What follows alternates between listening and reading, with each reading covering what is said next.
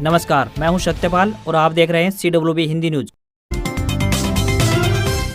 शक संवत 1947 विक्रम संवत 2082 आज चैत्र मास के शुक्ल पक्ष की द्वादशी तिथि और दिन बुधवार है। तदनुसार अंग्रेजी तारीख 9 अप्रैल सन 2025। सबसे पहले आज की सुर्खियां। घर बैठे ऐसे दुरुस्त करें फैमिली आईडी का डाटा, धक्के खाने की नहीं पड़ेगी अब जरूरत। हरियाणा के विद्यार्थियों के लिए बड़ी खुशखबरी, डिस्टेंस कोर्स के लिए अपने जिले में दे सकेंगे परीक्षा। फैमिली आईडी में गड़बड़ कर हरियाणा सरकार को चूना लगा रहे धनाढ्य परिवार, सीएम ने दिया 20 अप्रैल तक का समय। पोस्ट ऑफिस का नया सेविंग प्लान, हर महीने करें 5,000 रुपये से निवेश, इतने टाइम में पैसा होगा डबल।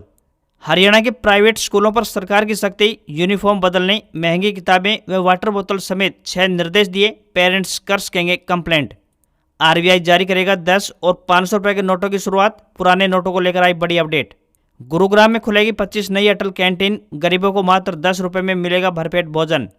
और अमेरिका ने चीन पर 104% टैरिफ लगाया, आज से लागू होगा। 2 दिन पहले ट्रंप ने 50% एक्स्ट्रा टैरिफ लगाने की धमकी दी थी। और अब खबरें विस्तार से।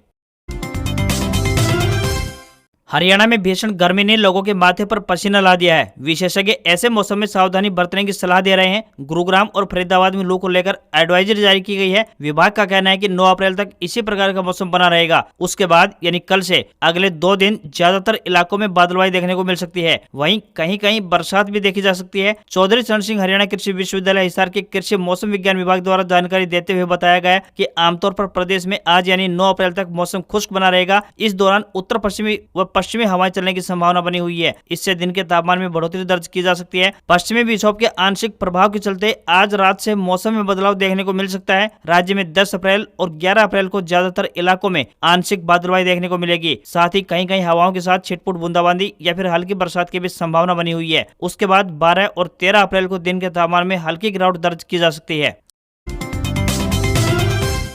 नई दिल्ली यक्ष्मा केंद्र जवाहरलाल नेहरू मार्ग नई दिल्ली द्वारा स्टेनो भर्ती की जा रही है। सभी इच्छुक उम्मीदवार इन पदों के लिए अपने आवेदन भेज सकते हैं। आपको बता दें कि इन पदों के लिए महिला व पुरुष दोनों वर्गों के उम्मीदवार आवेदन कर पाएंगे। आवेदक 12वीं पास होने चाहिए व स्टेनो सर्टिफिकेट धारक होने चाहिए। आवेदकों को कंप्यूटर का ज्ञान होना चाहिए व स्टेनो टाइप में 80 शब्द प्रति मिनट की गति होनी चाहिए। ये भर्ती बिल्कुल निःशुल्क यानी फ्री की जाएगी। न्यूनतम आयु 18 वर्ष और अधिकतम आयु 27 वर्ष तय की गई है। आवेदन करने की आखिरी तारीख 12 अप्रैल है। सैलरी 25,500 रुपए से लेकर 81,100 रुपए मिलेगी।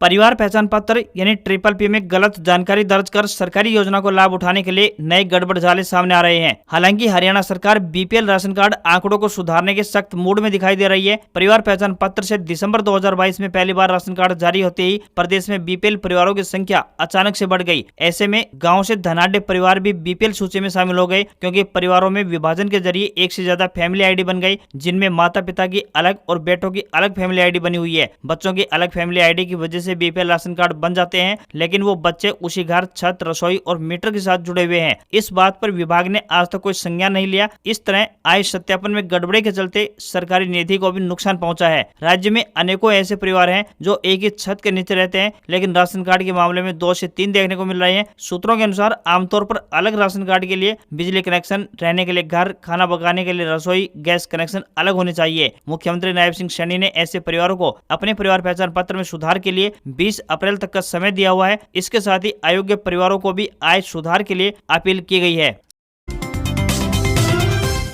हरियाणा में नए शैक्षणिक सत्र की शुरुआत से ही शिक्षा विभाग ने प्राइवेट स्कूलों की मनमानी पर सख्ती दिखाई है। प्राइवेट स्कूलों को एडवाइजरी जारी कर 2 अहम निर्देश दिए गए हैं। इनमें कहा गया है कि वे पेरेंट्स पर प्राइवेट पब्लिशर्स की महंगी किताबें खरीदने का दबाव न बनाएं। इसके अलावा क्लास वाइज स्कूल बैग के वजन के नियम को सख्ती से फॉलो करें। वहीं हर साल यूनिफॉर्म न बदलने समेत 6 निर्देश जारी किए हैं। स्कूल नियमों का पालन नहीं करते हैं तो पेरेंट्स इस बारे में शिकायत दर्ज करवा सकते हैं। इसके लिए सभी जिला शिक्षा अधिकारियों को इसके लिए ईमेल ID और मोबाइल नंबर जारी करने को कहा गया है। इसके अलावा अधिकारियों को खुद भी सरप्राइज चेकिंग कर नियमों के उल्लंघन की जांच करने के लिए कहा गया है। कोई गड़बड़ी मिलने पर तुरंत कार्रवाई के लिए रिपोर्ट शिक्षा विभाग को सौंपने के आदेश जारी किए गए हैं। विभाग की ओर से जारी आदेश में स्पष्ट किया गया है कि स्कूलों को केवल NCERT या CBSE से मान्यता प्राप्त पुस्तकों को ही अनिवार्य बनाना चाहिए। स्कूल ऐसी पुस्तकें रोके जो न तो जरूरी है और न ही नीति के अनुरूप। हर बार स्कूल कुछ किताबों में मामूली से बदलाव कर देता है, जिससे कि पेरेंट्स नए सिरे से सिलेबस खरीदने के लिए मजबूर होते हैं। इसे देखते हुए आदेश में कहा गया है कि छात्रों को पुरानी किताबें उपयोग करने से हतोत्साहित नहीं करना चाहिए।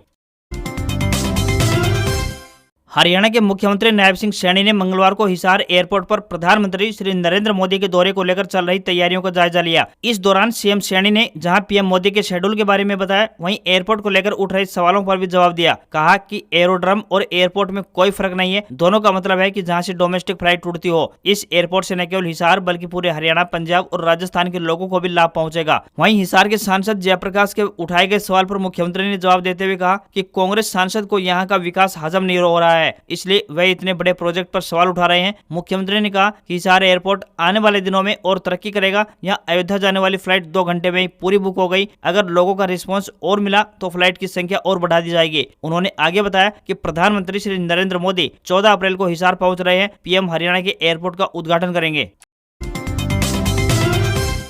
हरियाणा के रेवाड़ी जिले के बावल क्षेत्र में कांग्रेस के पूर्व मंत्री कैप्टन अजय सिंह यादव ने भाजपा सरकार पर गंभीर आरोप लगाए हैं। उन्होंने कहा है कि भाजपा ने चुनावी घोषणा पत्र में 500 रुपए में गैस सिलेंडर देने का वायदा किया था, लेकिन इसके विपरीत सरकार ने सिलेंडर के दाम 50 रुपए और अधिक बढ़ा दिए। यादव ने बताया कि सरकार ने पेट्रोल डीजल के दाम में भी 2 रुपए प्रति लीटर की बढ़ोतरी कर दी है। उन्होंने इसे जनता पर दोहरी मार करार दिया। पूर्व मंत्री ने अमेरिका के राष्ट्रपति डोनाल्ड ट्रंप और प्रधानमंत्री नरेंद्र मोदी के रिश्तों पर भी टिप्पणी की। उन्होंने कहा कि देश पहले से महंगाई, बेरोजगारी और आर्थिक मंदी से जूझ रहा है। चीन के राष्ट्रपति ने जहां अमेरिकी टैरिफ का विरोध किया है, तो वहीं मोदी चुप्पी साधे हुए हैं। इस बीच चुपचाप पेट्रोल व डीजल और रसोई गैस के दाम बढ़ा दिए हैं।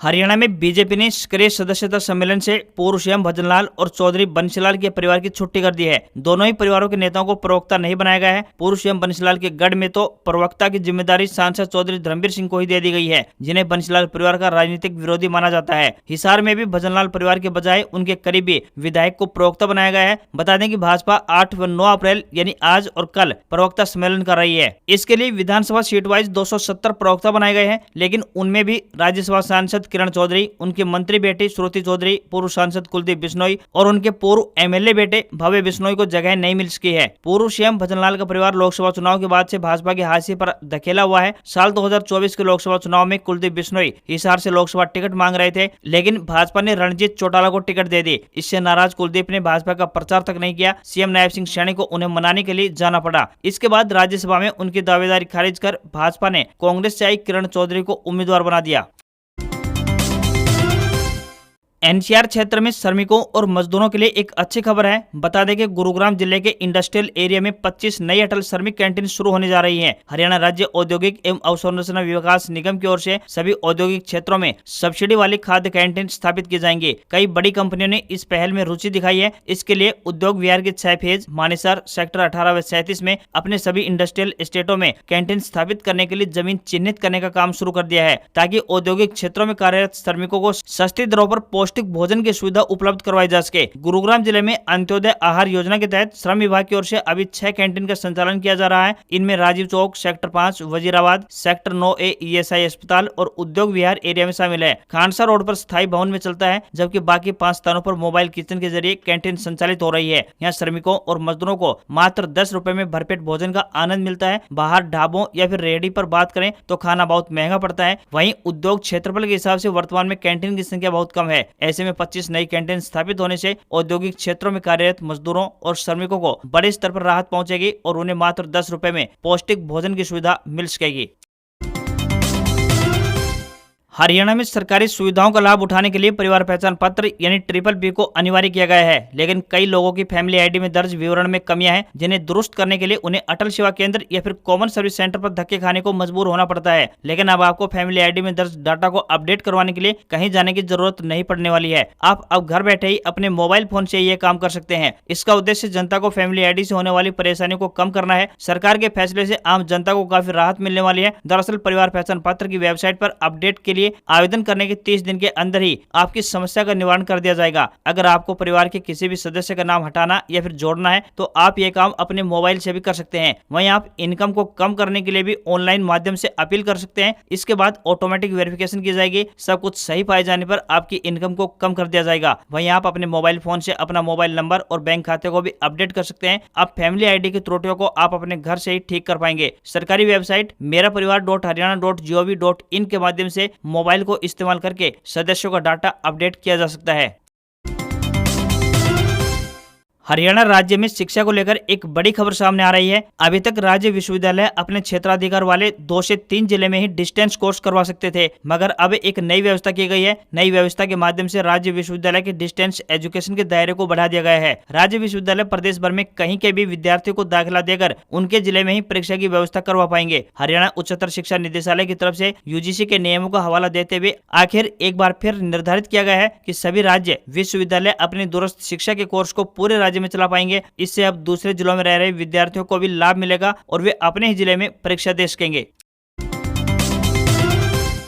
अमेरिकी राष्ट्रपति डोनाल्ड ट्रंप की चेतावनी के एक दिन बाद यानी मंगलवार को व्हाइट हाउस ने चीन पर 104% टैरिफ लगाने की पुष्टि की है, जो कि 9 अप्रैल यानी आज से लागू होगा। ट्रंप ने सोमवार को कहा था कि अगर चीन ने अमेरिका पर लगाए गए 34% टैरिफ वापस नहीं लिया तो उसे पहले से घोषित 34% के अलावा बुधवार से 50% एक्स्ट्रा टैरिफ का सामना करना पड़ेगा। ट्रंप ने कहा था कि मैंने चेतावनी दी थी कि कोई भी देश जो अमेरिका के खिलाफ जवाबी कार्रवाई करेगा उसे तुरंत नए और काफी ज्यादा टैरिफ का सामना करना पड़ेगा, जो शुरुआत में तय किए गए टैरिफ से अधिक होंगे। इसके अलावा हमारी चीन के साथ तय बैठकों को रोक दिया जाएगा और वो अन्य देश जिन्होंने अमेरिका से बैठक का अनुरोध किया है उनसे बातचीत तुरंत प्रभाव से शुरू हो जाएगी। इस पर चीन ने कहा है कि हमारे ऊपर लगे टैरिफ को और अधिक बढ़ाने की धमकी देकर अमेरिका गलती के ऊपर गलती कर रहा है। इस धमकी से अमेरिका का ब्लैकमेलिंग करने वाला रवैया सामने आ रहा है। चीन इसे कभी स्वीकार नहीं करेगा। अगर अमेरिका अपने हिसाब से चलने की जिद करेगा तो चीन भी आखिर तक लड़ेगा।